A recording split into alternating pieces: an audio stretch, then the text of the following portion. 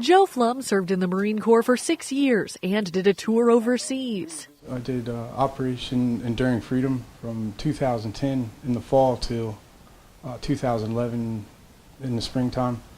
I was in the Helmand province, southern Afghanistan. Now he's studying electromechanical engineering at Deltech. I'm down to the last 2 classes of electromechanical engineering. Almost to the finish line when he was in a severe car accident about 2.5 months ago. The other motorist, I guess, was distracted.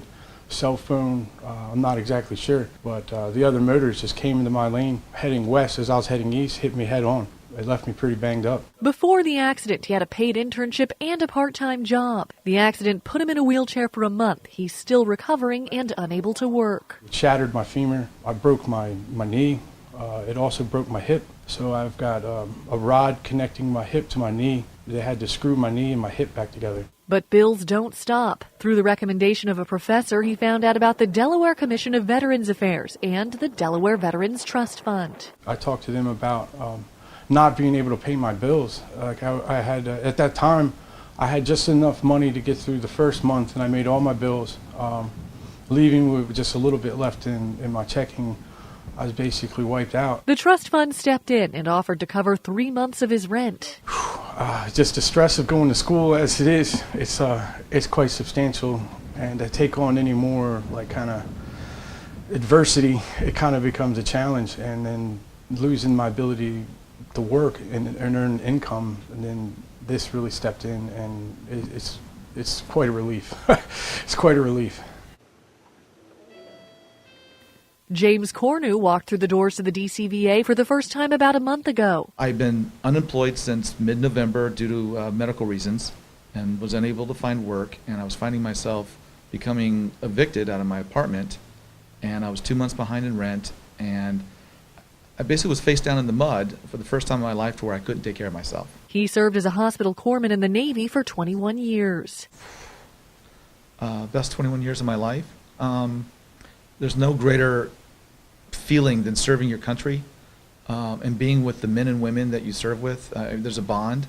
Cornu says asking for help was hard. When you're a proud person, having been able to take care of yourself and others for all your life, to finally find yourself to where you can't take care of yourself, I've never been more humbled in my life. I've never been more at a low point in my lifetime. Thanks to the Delaware Veterans Trust Fund, he didn't lose his apartment. They were the first step in getting me back on my feet.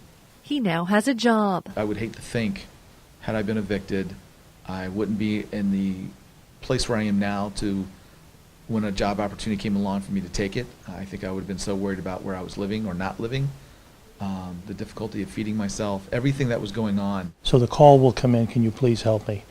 They've shut off my electric. Dave Skosic is the president of the Friends of Delaware Veterans. Made up of all volunteers, it's the official fundraising organization for the Trust Fund. The Trust Fund is so important, Delaware Veterans, because we raise money to help those veterans who fall between the cracks. It's hard for many veterans to ask for help. They will spend everything. They'll sell their possessions, they'll spend their bank account down to zero before they ask for help. The Trust Fund makes helping those vets possible. We're able to, with this fund, which is under the Commission of Veteran Affairs, 100% of the money that we raise gets turned over, be able to help those veterans in dire need, those men and women who had our back.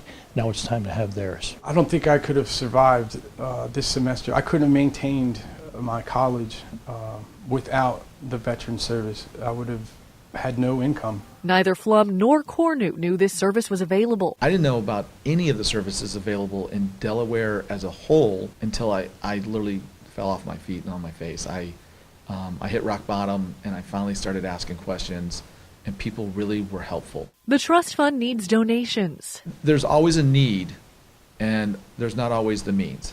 And so if people out there would be willing to donate, I would absolutely say, please do. I'm a success story because of those who have donated. I always kind of felt, maybe I wasn't deserving of a lot of things, and it was really surprised that there's people there that will really help. They're really willing to reach out and help you, and it's just, you got to give thanks to the donors. It's amazing that there's people out there that are willing to just give. In Dover, Lauren Hewitt, 101.7 FM, 1150 AM, WDEL.